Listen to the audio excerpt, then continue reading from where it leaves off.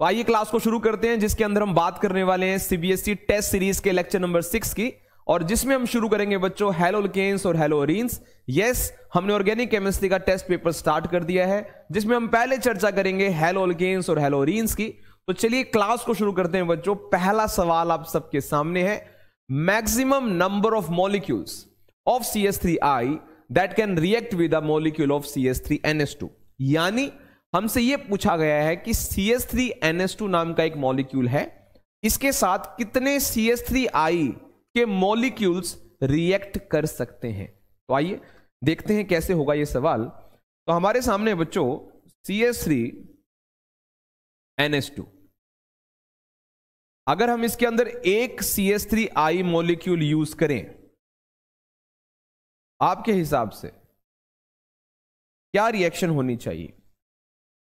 यहां से H, methyl amine का H, और यहां से I हट जाएंगे और ये आपस में फ्यूज हो जाएंगे, आपस में रिएक्ट कर लेंगे। तो क्या बनेगा बच्चों? CH3 ट्वाइस हो जाएगा, राइट, NH हो जाएगा, प्लस में HI हो जाएगा। ठीक है, तो ये हमारा 1 डिग्री अमाइन है और ये हमारा बन जाएगा बच्चों 2 डिग्री अमाइन। ठीक है जी। इसके बाद क्या और CH3I रिएक्ट हो सकता है? हां, इसके साथ भी CH3I रिएक्ट हो सकता है। कुछ बच्चे पहचान गए होंगे, ये हॉफमैन्स अमोनोलाइसिस रिएक्शन है। ठीक है, इसके अंदर मैंने फिर से डाला CH3I। अब क्या हुआ? फिर इसका H हट गया और इसका I हट गया और ये आपस में फ्यूज हो गए, सेकेंडरी अमाइन बन जाएगा अब टर्सरी अमाइन। तो कैसा होगा बच्चों? CH3 होल थ्राइस, यहां पर आ जाएगा N, ये बन गया बच्चों टर्सरी अमाइन। क्या अभी भी CH3I रिएक्ट कर सकता है? यस, अभी भी कर सकता है। तो CH3I अब रिएक्ट करेगा और टर्सरी अमाइन, अगर आपको याद हो तो, फिर हैलोअल्केन के साथ रिएक्ट करके क्वाटरनरी अमोनियम सोल्ट तैयार करता है। ठीक है, तो क्या होगा? तो अब आ जाएगा sir CH3 4N positive I negative, ये फ्यूज हो जाएगा और ये बन जाएगा हमारे पास 4 डिग्री अमोनियम सोल्ट। तो आप बता सकते हैं कितने CH3I यूज हुए बच्चों? सर एक ये यूज हुआ, फिर यहां यूज हुआ सर, और फिर यहां यूज हुआ सर। तो आंसर आ गया सर इसका 3। बोलो बच्चों। तो हिंट थी हॉफमैन्स अमोनोलाइसिस से, बहुत सिंपल रिएक्शन है, कोई समस्या नहीं आनी चाहिए। RNH2 के साथ RX की रिएक्शन करवाओगे, सेकेंडरी अमाइन बनेगा, फिर RX करवाओगे टर्सरी बनेगा, फिर RX करवाओगे क्वाटरनरी अमोनियम सोल्ट बनेगा। ठीक है, आइए सेकंड क्वेश्चन की तरफ बढ़ते हैं बच्चों। यस, तो सेकंड क्वेश्चन देखते हैं क्या पूछा गया है। When a haloalkane with beta hydrogen is heated with alcoholic solution of potassium hydroxide, यानी एल्कोहलिक KOH सॉल्यूशन आपके पास है और आपके पास एक हैलोअल्केन है, जब इनकी आपस में रिएक्शन होती है तो क्या क्या होता है? एक ऑप्शन कहता है कि अल्कीन बनेगा, एक ऑप्शन कहता है कि एलिमिनेशन होगा हाइड्रोजन का बीटा कार्बन से, एक कहता है एलिमिनेशन होगा हैलोजन का अल्फा कार्बन से, और एक ऑप्शन कहता है कि भैया ये तीनों ही हो जाएंगे। आइए देखते हैं क्या होता है।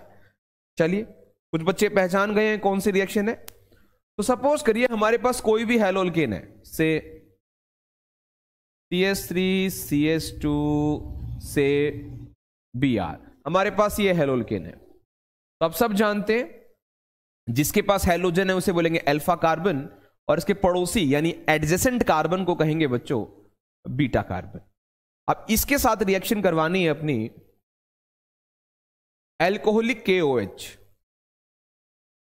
अब एल्कोहलिक KOH रिएक्शन करने आएगा। तो यस बच्चे पहचान गए सर, ये तो एलिमिनेशन रिएक्शन है।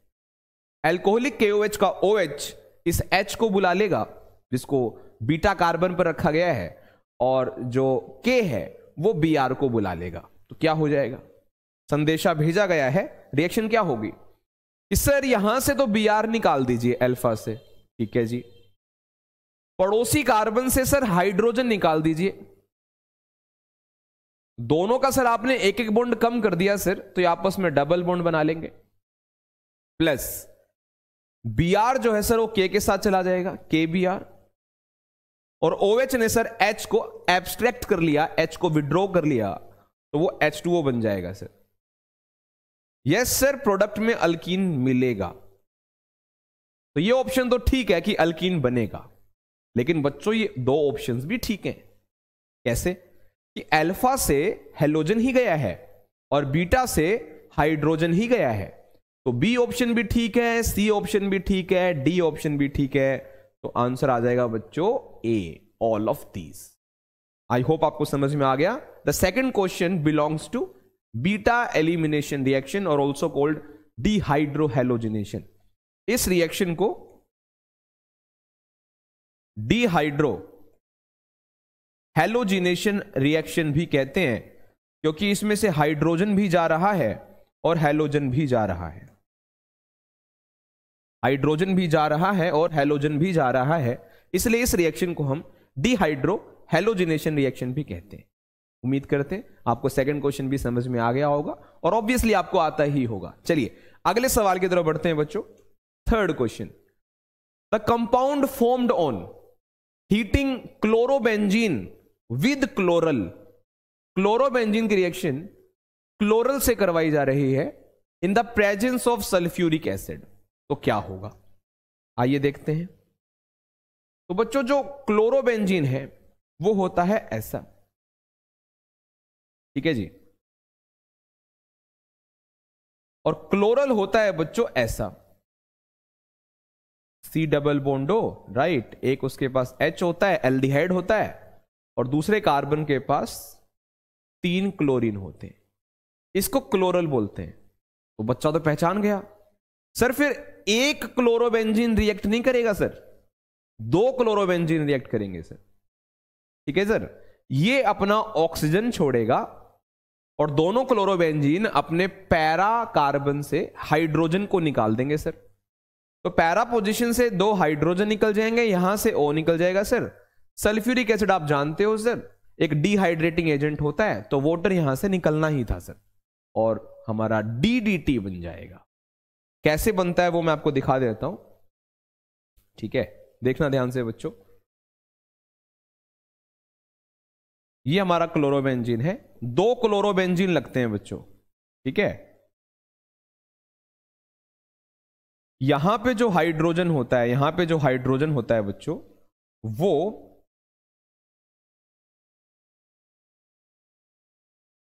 ये हाइड्रोजन और ये ऑक्सीजन आपस में बच्चों रिएक्शन करके पानी बनकर बाहर आ जाते हैं, ठीक है। पानी का यहां लॉस हो जाता है,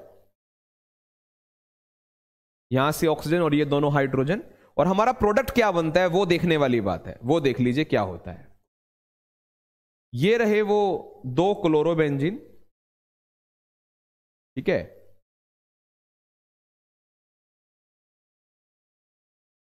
यहां से हाइड्रोजन गया तो ये कार्बन इस कार्बन से जुड़ गए, ठीक है। इस कार्बन के पास एक हाइड्रोजन है, ठीक है सर, और दूसरे कार्बन के पास 3 Cl है। इसको ही DDT कहा जाता है, ठीक है। डाइक्लोरो डाइफिनाइल ट्राइक्लोरो इथेन, ठीक है। डाइक्लोरो डाइफिनाइल ट्राइक्लोरो इथेन, ये DDT बना है। मैं उम्मीद करता हूं सबको DDT की प्रिपरेशन आती है। पॉलीहेलोजन कंपाउंड आता है, ठीक है। तो पॉलीहेलोजन कंपाउंड्स आपको जरूर पढ़ लेने हैं, एटलीस्ट कंपाउंड को सुनकर उसका यूज आपको आता हो, और अगर कोई प्रिपरेशन रिलेटेड है तो वो भी आपको आती हो। सबसे बढ़िया तरीका है NCERT में जाइए, टेक्स्ट बुक उठाइए, और polyhalogen compound second last topic शायद आपको मिलेगा, वो आपको देखिए, उसमें देखिए पॉलीहेलोजन कंपाउंड्स उसमें है, जिसमें उसमें चर्चा कर रखी है DDT की, क्लोरोफॉर्म की, मिथाइलिन क्लोराइड की, आइडोफॉर्म की, फ्रियोन की। तो इन 5 कंपाउंड्स को एक बार आप जरूर देखिएगा। इन 5 के फॉर्मूले आपको आते हो, इनका यूज आप जानते हो, DDT को खासकर आप उसकी प्रिपरेशन जानते हो। मैं उम्मीद करता हूं कि एक क्लोरोफॉर्म में भी बढ़िया सवाल है कि क्लोरोफॉर्म को डार्क कलर्ड बॉटल्स में एयर और सनलाइट से बचा के क्यों रखा जाता है। तो क्लोरोफॉर्म में एक रिएक्शन है जो कि आपके एनसीईआरटी टेक्स्ट बुक में आपको मिलेगी कि क्लोरोफॉर्म अगर एयर में एक्सपोज हुआ तो वो एक पॉइजनस गैस बनाता है जिसको फोस्जीन बोलते हैं। तो मैं उम्मीद करूंगा, मैं फिर रिपीट करता हूं कि एनसीईआरटी टेक्स्ट बुक में पॉलीहेलोजन कंपाउंड है। आई थिंक आपको 5 पॉलीहेलोजन कंपाउंड दे रखे हैं, उन 5 को एक बार आप पढ़ लीजिए, आपका चैप्टर कंप्लीट हो जाएगा।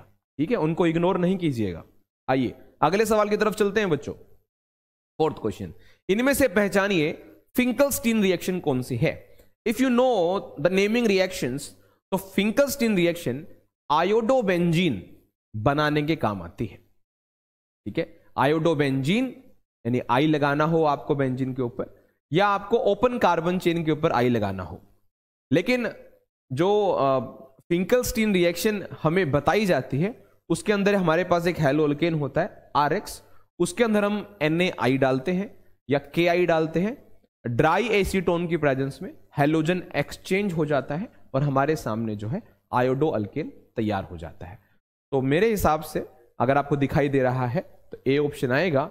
और यहां पर जो प्रेजेंस है वो प्रेजेंस आपको पता होनी चाहिए किसकी है, ड्राई एसीटोन की। एक काम मैं आपको दे रहा हूं, आप सब मुझे बताएंगे रोल ऑफ ड्राई एसीटोन। यहां ड्राई एसीटोन का क्या रोल है। अगर आप एनसीईआरटी अच्छी पढ़ते हैं तो आप इसका जवाब तुरंत मुझे दे देंगे कि ड्राई एसीटोन का क्या रोल है। ठीक है, आओ अगले सवाल की तरफ चलते हैं। 5th क्वेश्चन, मिथाइल ब्रोमाइड यानी CS3Br is converted into ethane, उसको इथेन बना दिया जाता है। ओके, एक कार्बन से 2 carbon by heating it in ether medium. Okay, try ether. इनमें से कौन सा मेटल इस्तेमाल किया जाता है। तो बच्चे पहचान गए, ये तो वर्ड्स रिएक्शन है और उसके अंदर क्या इस्तेमाल होता है बच्चों, सोडियम। 2 मॉलिक्यूल हैलोअल्केन के, 2 एटम सोडियम के, और यहां रिएक्शन इस तरीके से कंप्लीट हो जाती है। इसे वर्ड्स रिएक्शन बोलते हैं और वर्ड्स रिएक्शन में हमेशा हमें सिमेट्रिकल अल्केन देखने को मिलता है। तो इसका आंसर आ जाएगा बच्चों sodium Na।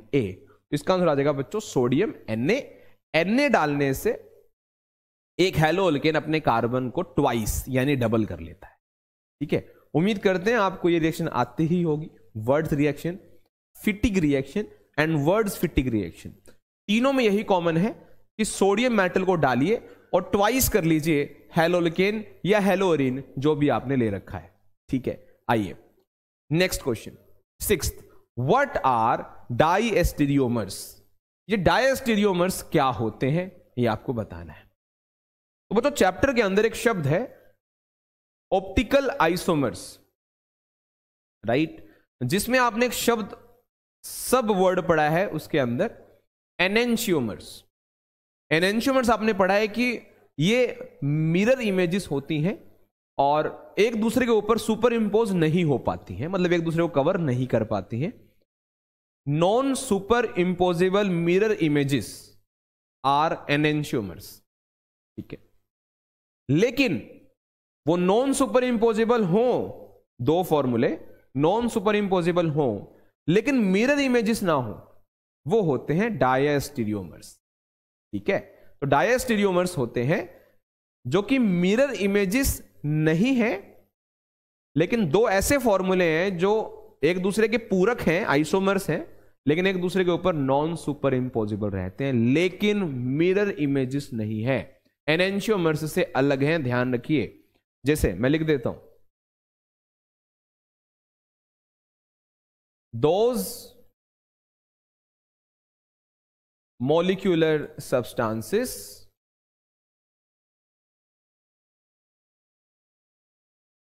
which are non-superimposable to each other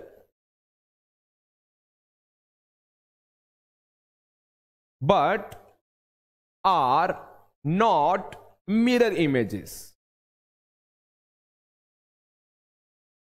ठीक है, मिरर इमेजेस नहीं है, एक दूसरे की मिरर इमेजेस नहीं है। जैसे आपने सिस ट्रांस देखा हो, तो एक सिस फॉर्म होती है, एक ट्रांस फॉर्म होती है, ज्योमेट्रिकल आइसोमर्स की बात कर रहा हूं। तो सिस और ट्रांस एक दूसरे की मिरर इमेजेस नहीं है और एक दूसरे के ऊपर सुपर इम्पोजिबल भी नहीं है। तो एक बढ़िया एग्जाम्पल है डायस्टेरियोमर्स का।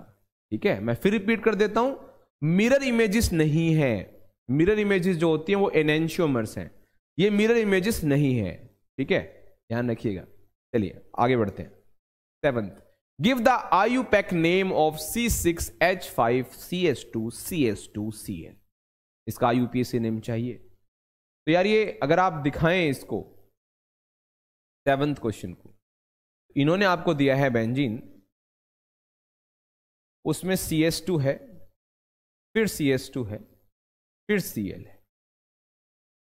तो आप इसको पेरेंट चेन बना लीजिए, राइट। यहां नंबर डालिए 1, यहां नंबर डालिए 2, ये आपका हो गया बच्चों सब्स्टिट्यूएंट। क्या हो जाएगा बताइए?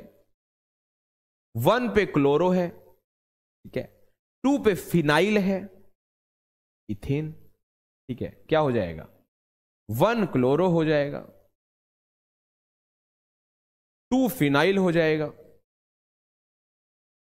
1 क्लोरो हो जाएगा, 2 फिनाइल हो जाएगा। पेरेंट चेन में 2 कार्बन है, वर्ड रूट इथ हो जाएगा, सिंगल बॉन्ड है, एन हो जाएगा। ये इसका IUPAC नेम हो जाएगा। ठीक है, yes. Next question, question number 8, what is meant by chiral और एसिमेट्रिक कार्बन एटम और stereo centre? The third word which we can use, chiral carbon, asymmetric carbon और स्टीरियो सेंटर। तो बच्चों बहुत इंपॉर्टेंट टॉपिक में से सवाल निकाला गया है।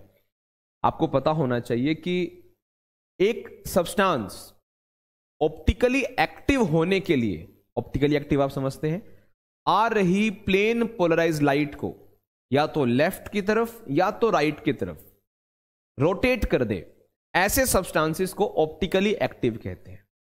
और इनकी पहचान होती है कि इनके पास एसिमेट्रिक कार्बन एक या एक से ज्यादा होगा। एसिमेट्रिक कार्बन को कायरल कार्बन भी कहते हैं, स्टीरियो सेंटर भी कहते हैं। अब बच्चा बोलता है सर ये सब पता है, जल्दी से बताइए ये होता क्या है। तो बच्चों ऐसा कार्बन, फॉर्मूले के अंदर एक ऐसा कार्बन हो जिसके चारों सब्स्टिट्यूएंट, कार्बन 4 बॉन्ड बनाता है, जिसके चारों सब्स्टिट्यूएंट डिफरेंट हो। ठीक है, क्या लिखोगे? 8th क्वेश्चन का आंसर क्या लिखोगे? What is chiral carbon atom और एसिमेट्रिक कार्बन एटम? तो आप लिखेंगे that carbon atom which has all 4 different substituents।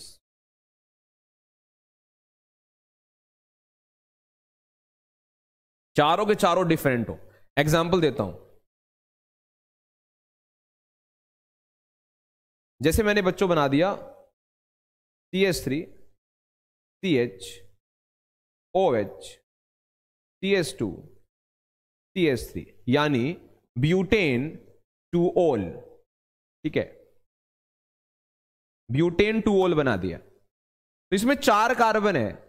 क्या आप पहचान सकते हैं ऐसा कार्बन जिसके पास चारों सब्स्टिट्यूएंट अलग हैं? यस सर, मैं पहचान गया सर, ये रहा सर।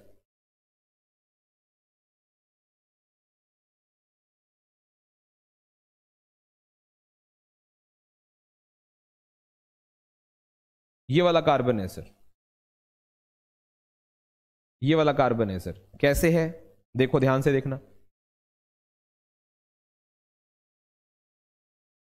इस C के पास ये CH3 है, ठीक है, ये OH है, ये H है, ये CH2 CH3 है। तो चारों अलग अलग है। इस कार्बन पे जिस पे मैंने स्टार लगाया है, ये कार्बन जो है कायरल कार्बन है। और कायरल कार्बन की पहचान मैं आपको बता चुका हूं, जिस कार्बन एटम के पास चारों सब्स्टिट्यूएंट डिफरेंट होते हैं, जिसकी वजह से वो सब्सटेंस ऑप्टिकली एक्टिव बनता है। ठीक है, चलो आओ अगले क्वेश्चन की तरफ बढ़ते हैं। Question number 9, differentiate between geminal and vicinal halides. ये जेमिनल और विसिनल हैलाइड्स क्या होते हैं? तो पहले मैं आपको इसके लिए एक जानकारी दे दूं। उम्मीद करता हूं सबको पता ही होगी। क्वेश्चन नंबर 9 की चर्चा है। तो सभी बच्चे डाई हैलाइड्स जानते होंगे। मैं उम्मीद करता हूं सबको डाई हैलाइड्स पता है, डाई हैलाइड्स क्या होते हैं। अब डाई हैलाइड्स में ना 2 हैलोजन एटम होते हैं, ठीक है, सुनना आप ध्यान से। अगर वो दोनों हैलोजन एटम एक ही कार्बन के पास हैं, फिर से सुनिए, अगर वो दोनों हैलोजन एटम एक ही कार्बन के पास हैं तो उसे जैमिनल डाइहैलाइड बोलते हैं, वो जैमिनल होता है। और विसिनल होता है अगर वो दोनों हैलोजन एडजेसेंट कार्बन के पास हैं, मतलब कि एक हैलोजन इस कार्बन के पास है, किसी एक कार्बन के पास है, तो दूसरा हैलोजन उसके एडजेसेंट कार्बन के पास है, ठीक है, तो उसे विसिनल कहा जाता है, ठीक है ना। ध्यान से देखिए, तो जो जैमिनल होते हैं, जो जैमिनल हैलाइड है, इसमें आप लिखेंगे दोज हैलाइड्स, यानी कंप्लीट लिख दूं तो those alkyl halides in which both halogen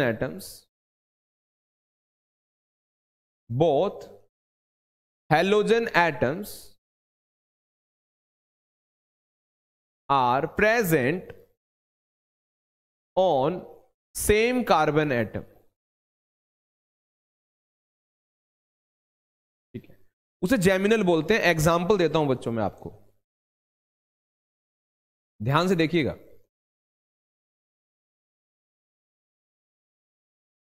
देखो,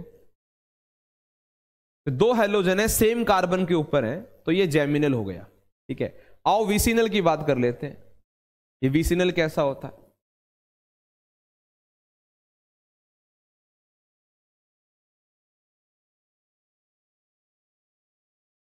तो विसिनल हैलाइड्स कैसा है वो देख लीजिए।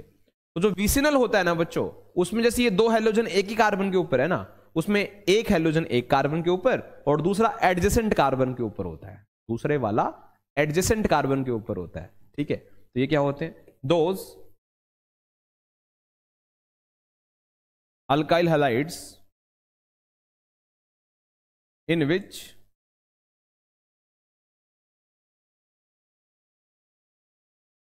halogen atoms are present on 2 adjacent carbon atoms, ठीक है। एग्जाम्पल देता हूं मैं आपको।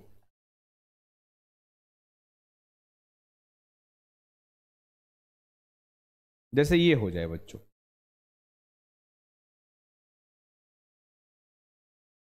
देखिए, तो ये विसिनल हो जाएगा।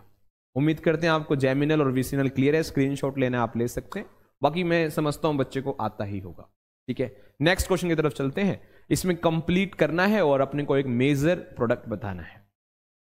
तो बच्चों देखो, इसमें हैलोजन डाला गया है, सनलाइट की प्रेजेंस में डाला गया है। तो आपको पता है कि हैलोजन अगर सनलाइट की प्रेजेंस में डाला गया है तो वो सब्स्टिट्यूशन करेगा, एडिशन नहीं करेगा, चाहे इसमें डबल बॉन्ड कहीं भी हो। डबल बॉन्ड के पास Br को मत ले जाना। सनलाइट का मतलब है कि हैलोजन जो है सब्स्टिट्यूशन करेगा, एडिशन नहीं करेगा। तो इसका प्रोडक्ट क्या होगा बच्चों? इसका प्रोडक्ट होगा, डबल बॉन्ड पे कोई फर्क नहीं पड़ता, उसके एडजेसेंट कार्बन पर Br सब्स्टिट्यूट हो जाएगा और वहां से हाइड्रोजन निकलेगा, वो दूसरे Br से जुड़ जाएगा, Hb। अगर सनलाइट नहीं होता, CCl4 डला होता, तो ये दोनों हैलोजन डबल बॉन्ड के पास पहुंच जाते और एडिशन हो जाता, डबल बॉन्ड खत्म हो जाता और हमें विसिनल मिल जाता, ठीक है ना। ऐसा कुछ मिल जाता, मतलब यहां भी Br होता, यहां भी Br होता, लेकिन यहां ऐसा नहीं हुआ क्योंकि ये रिएक्शन सनलाइट के प्रेजेंस में है और सनलाइट के प्रेजेंस में सब्स्टिट्यूशन होता है, ठीक है। आओ अगले क्वेश्चन की तरफ चलते हैं। 11th question, how will you bring the following conversion? How will you convert 1 chlorobutane to n octane? तो बच्चों इसने हमें चैलेंज दिया है कि आप CH3 CH2 CH2 CH2 Cl यानी क्लोरोब्यूटेन से ऑक्टेन बना के दिखाइए स्ट्रेट चेन वाला, है ना, एन ऑक्टेन लिखा है। ऑक्टेन मतलब CH3 CH2 CH2 CH2 CH2 CH2 CH2 CH3, तो ये हमारा बन गया बच्चों एन ऑक्टेन। ये हमें बनाना है, ये हमारा एम है, ठीक है। मैंने कर नहीं दिया, ये तो क्वेश्चन ही लिखा है, ठीक है। तो बच्चों कार्बन हमारे पास यहां 4 है और उसको 8 कार्बन चाहिए, डबल चाहिए, ऊपर से हैलोजन भी नहीं है। तो यार पहचान गए होगे आप, ये वर्ड्स रिएक्शन है, क्योंकि वर्ड्स रिएक्शन में भी चर्चा की गई थी कि कार्बन के एटम्स की संख्या डबल कर दी जाती। तो इस बात का आप ध्यान रखिए कि आपको कार्बन एटम्स की संख्या डबल करनी हो, जो कि वो हेलो अल्केन है, तो आप वर्ड्स रिएक्शन का इस्तेमाल कर सकते हैं, ठीक है। तो इसके ऊपर वर्ड्स लगा दीजिए, मतलब कि CH3 CH2 CH2 CH2 Cl twice ले लीजिए और डाल दीजिए ट्वाइस सोडियम ड्राई ईथर की प्रेजेंस में,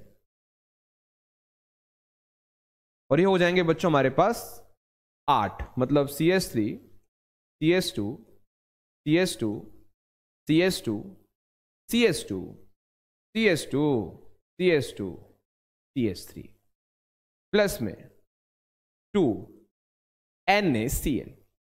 इस तरह से आप वर्ड्स रिएक्शन का इस्तेमाल कर सकते हैं इस कन्वर्जन को करने के लिए, ठीक है, कर लेंगे। चलो तो हम अगले क्वेश्चन की तरफ बढ़ते हैं बच्चों, 12th क्वेश्चन। यस, आइए 12th क्वेश्चन की तरफ बढ़ जाते हैं। व्हाट हैपन्स व्हेन, हमें 2 पार्ट दिए गए हैं, उसमें एक वर्ड दिया गया है, वर्ड लाइन दी गई है, और उससे हमें इक्वेशन बतानी है, बताना है कि क्या बन रहा है, ठीक है।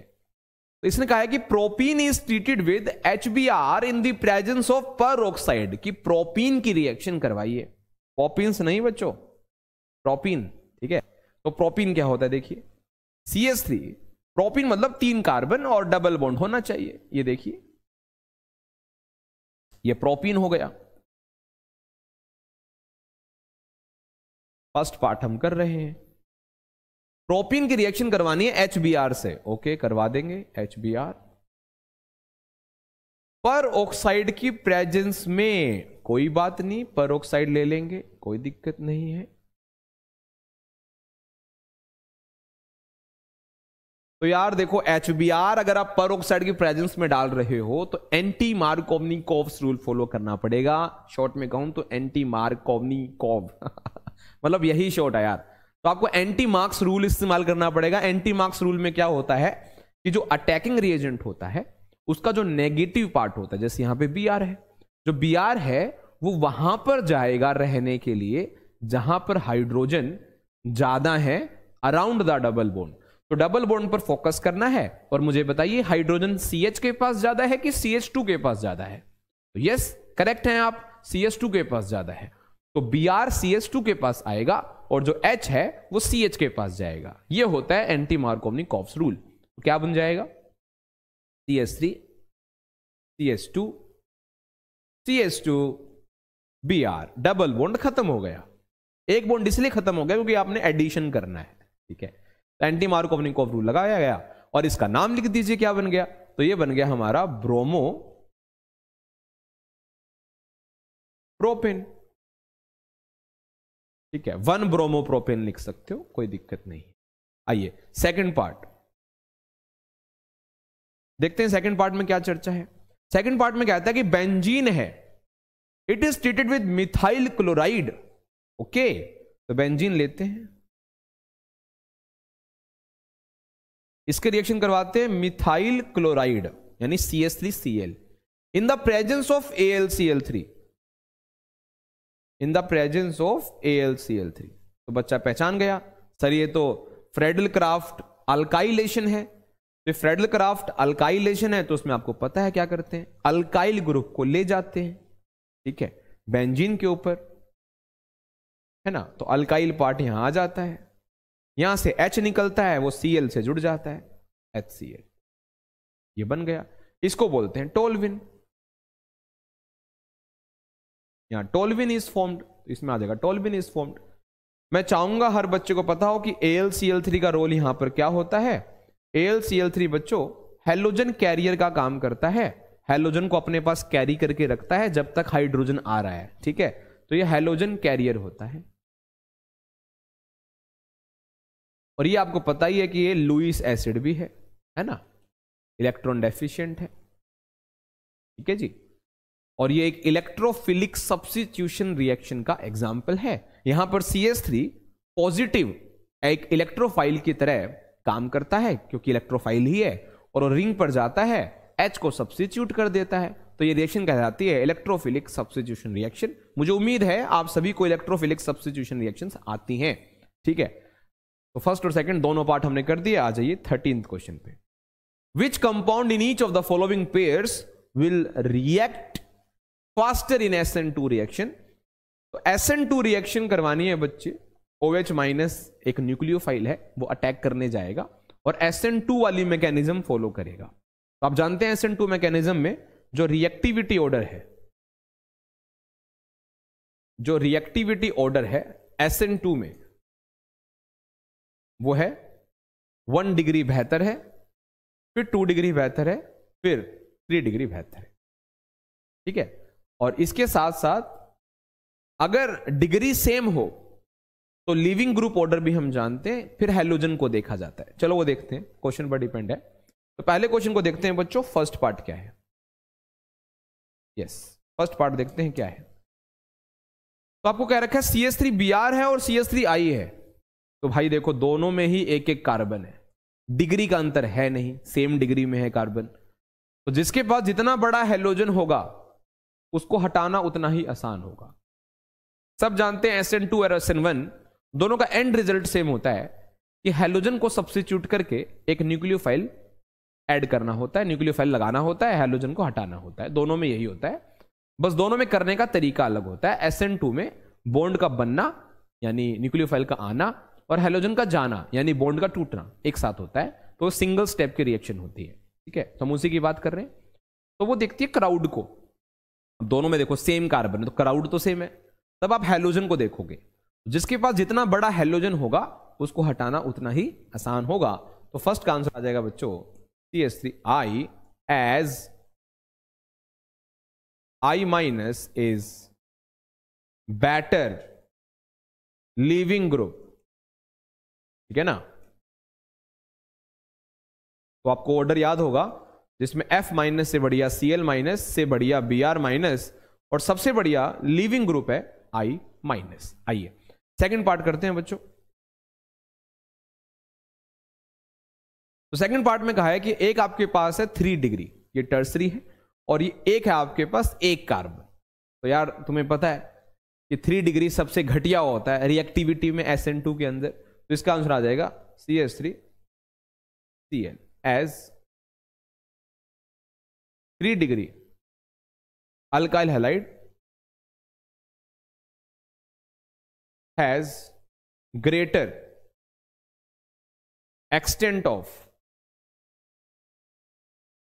Steric hindrance. उसमें हिंड्रेंस ज्यादा होती है, मैं उम्मीद करता हूं सब जानते हैं स्टेरिक हिंड्रेंस क्या होती है। क्राउड वहां ज्यादा होता है यार 3 डिग्री में, तो हैलोजन को आने में थोड़ी परेशानी होती है, रिपल्शन महसूस करता है। तो 3 डिग्री में रिएक्टिविटी कम होती है, 2 डिग्री में उससे बेहतर होती है, 1 डिग्री में सबसे बेहतर होती है, और अगर एक कार्बन है तो उसमें सबसे बेहतर होती है। ये SN2 की बात है, ठीक है। चलिए उम्मीद करते हैं आपको ये क्वेश्चन समझ में आ गया है। आइए नेक्स्ट क्वेश्चन बढ़ते हैं, 14th क्वेश्चन। तो जैसा भी 13th क्वेश्चन डिस्कस किया, इस तरह का सवाल पेपर में आमतौर पर दिखता है, और जनरली आप प्रीवियस ईयर के क्वेश्चंस देखोगे तो इस तरह के क्वेश्चंस बहुत पूछे गए हैं। तो न्यूक्लियोफिलिक सब्स्टिट्यूशन रिएक्शन, जो कि पहली रिएक्शन ही है जब आप हैलोजेन्स पढ़ते हैं, केमिकल रिएक्शंस, बहुत अच्छे से आनी चाहिए। आपके मेजॉरिटी क्वेश्चंस यहीं छुपे हुए हैं, ठीक है। आइए तो अगला क्वेश्चन इसने दिया है कि propose the mechanism of the following reaction. हमें एक रिएक्शन दी गई है और कहा गया है कि भैया इसका मैकेनिज्म लिख दीजिए। तो यार इस चैप्टर के अंदर हैलोकेन्स हैलोरीन्स के अंदर पहचान तो ऐसे ही लिया कि हैलोकेन है ये, उसके अंदर जब तुम सब्स्टिट्यूशन करते हो, जैसे Br हटाकर OCH3 आया है, न्यूक्लियोफाइल आया है, तो दो मैकेनिज्म है, एक SN2 है और एक SN1 है। अब दोनों में से लिखनी कौन सी है वो क्वेश्चन पे ही डिपेंड करता है। इन्होंने हमें दिया है 1 डिग्री, तो 1 डिग्री की रिएक्टिविटी अगर आप देखोगे तो SN2 में बेहतर है, SN1 में घटिया है। तो आप SN2 वाली मैकेनिज्म यहां लिख दीजिए, बस सिंपल। देखो पहले मैं लिख देता हूं, this reaction follows SN2 mechanism, ठीक है। यानी एक ही स्टेप में काम तमाम करना है, ठीक है ना। अब देखो उसको ड्रॉ कैसे करना है। तो हमारे पास है C, उसके पास है 2H, Br है और CH3। तो तुम्हें पता है इसमें न्यूक्लियोफाइल पीठ पे वार करता है, पीछे से वार करता है, ठीक है। तो इसमें जो न्यूक्लियोफाइल है वो है CH3O-, ठीक है जी। अब क्या होता है, ये न्यूक्लियोफाइल इस कार्बन पर अटैक करता है और कार्बन हाइड्रोजन का बॉन्ड जो होता है वो अफेक्टेड होता है, अफेक्टेड हो जाता है। तो वो बॉन्ड के इलेक्ट्रॉन Br अपने पास ले जाता है। तो रिएक्शन कैसे चलती है वो देख लीजिए। फिर क्या होता है, ये जो C है इसके साथ OCH3, जस्ट ए सेकंड, थोड़ा ज्यादा क्लोज बना लिया अपन, यहां कर देते हैं। C है, CH3, यहां पर H, यहां पर H, तो Br के साथ ये बॉन्ड टूटने लग जाता है, ठीक है ना। और इस न्यूक्लियोफाइल के साथ इसका बॉन्ड बनने लग जाता है, ठीक है। इसको हम ट्रांजिशन स्टेट बोलते हैं, बिकॉज ये कंप्लीट प्रोडक्ट नहीं होता, ये इंटरमीडिएट होता है। इसको हम ट्रांजिशन स्टेट या फिर इंटरमीडिएट कहते हैं, ठीक है। इसके बाद फाइनली क्या होता है कि Br चला जाता है और OCH3 परमानेंटली यहां सेट हो जाता है, ठीक है। तो क्या होता है वो देख लीजिए, C, CH3, H, तो ये न्यूक्लियोफाइल यहां सेट हो जाता है, OCH3, और Br अलग हो जाता है। ये होती है मैकेनिज्म, ठीक है। और अगर आप इसको और फिर इसको देखते हो तो आपको दिखता है कि इन्वर्जन हुआ है, तो बेटर है अगर आप ये लिख दो, नहीं तो कोई दिक्कत नहीं है कि इन्वर्जन हुआ है कॉन्फ़िगरेशन का, इन्वर्जन ऑफ कॉन्फ़िगरेशन, ठीक है। ये मैकेनिज्म होती है। देख लिए कि मैंने कैसे पहचाना कि हमें SN2 रिएक्शन करनी चाहिए, ठीक है। उसके लिए मैंने देखा कि हमें जो हैलोजन दिया गया है वो 1 डिग्री दिया गया है, तो मैंने SN2 फॉलो करवा दिया। SN2 में बॉन्ड का बनना और टूटना एक साथ होता है, तो दिस इज SN2 मैकेनिज्म, ठीक है, जिसमें इन्वर्जन देखने को मिलता है। अगर SN1 होता तो हमें रेसमाइजेशन देखने को मिलता, ठीक है। आइए बढ़ते हैं अपने आखिरी सवाल पे, जो कि एक बेहतर सवाल है, कंप्लीट द रिएक्शन। पूरे चांस हैं बच्चों कि आप जब फाइनल पेपर में बैठे होगे तो इन्हीं में से कोई रिएक्शन आपको हेलो अल्केन में मिलेगी, ठीक है। चलिए आइए, तो फर्स्ट पार्ट है जिसमें कहा है कि CH3CH2OH, इसमें डाला SOCl2। फर्स्ट पार्ट कर रहे हैं बच्चे वापस, ठीक है। तो ए क्या होना चाहिए बताइए। तो ए ये होना चाहिए कि बच्चों की ये जो OH है ये हट जाएगा, क्योंकि ये हैलोजन की प्रिपरेशन है थायोनाइल क्लोराइड SOCl2, और ये एक बेटर रिएक्शन थी क्योंकि इसके अंदर जो बाई प्रोडक्ट्स बन रहे थे वो गैसेस थी। जिसने रिएक्शन अच्छे से पढ़ी होगी उसको समझ में आ रहा होगा मैं क्या बातें कर रहा हूं, ठीक है। तो ए क्या बनेगा अपना बताइए। ए सर हमारा बनेगा CH3 CH2, OH हट जाएगा, Cl आ जाएगा, ठीक है। डार्जन्स मेथड, डार्जन्स प्रोसीजर बोलते हैं इसको, ठीक है, अगर आपको याद हो तो। आगे आ जाते हैं बी। तो बी क्या होगा, तो जब यहां पर CH3 CH2 Cl होगा तो फिर KCN डाला, न्यूक्लियोफिलिक सब्स्टिट्यूशन रिएक्शन है। अब ये Cl को हटाकर, हैलोजन को हटाकर साइनाइड को इंट्रोड्यूस कर देगा, तो क्या बन जाएगा बताइए। तो यहां हो जाएगा CH3 CH2 Cl। I think आपको समझ में आ गया, ठीक है। आइए सेकंड पार्ट की तरफ बढ़ते हैं, देखते हैं सेकंड पार्ट में ए क्या होगा। आइए देखिए, अब यहां पर भी एल्कोहल है, ठीक है, और यहां है PCl5। तो यार PCl5 डालो चाहे PCl3 डालो, OH हटेगा और Cl आएगा, तो क्या बनेगा बताइए? यहां होगा CH3 CH, OH हट कर क्या आ जाएगा बच्चों? Cl, आगे क्या है? CH3, फिर AgCN है, तो AgCN न्यूक्लियोफिलिक सब्स्टिट्यूशन रिएक्शन में एग्जांपल है, लेकिन KCN से अलग प्रोडक्ट बनाता है। KCN CN यानी साइनाइड को इंट्रोड्यूस करता है और AgCN NC यानी आइसोसाइनाइड को इंट्रोड्यूस करता है। तो हमने एक सवाल भी पढ़ा हुआ है, ऐसा क्यों हुआ है कि KCN साइनाइड को इंट्रोड्यूस करता है और AgCN आइसोसाइनाइड को इंट्रोड्यूस करता है। मुझे उम्मीद है इस सवाल का जवाब भी आपको आता होगा। तो AgCN है तो हम NC को यानी आइसोसाइनाइड को इंट्रोड्यूस कर देंगे। आइए, तो B क्या बनेगा बताइए? B बनेगा कि Cl हटाकर NC लगा लीजिए, CH3 CH NC CH3, लो सिंपल।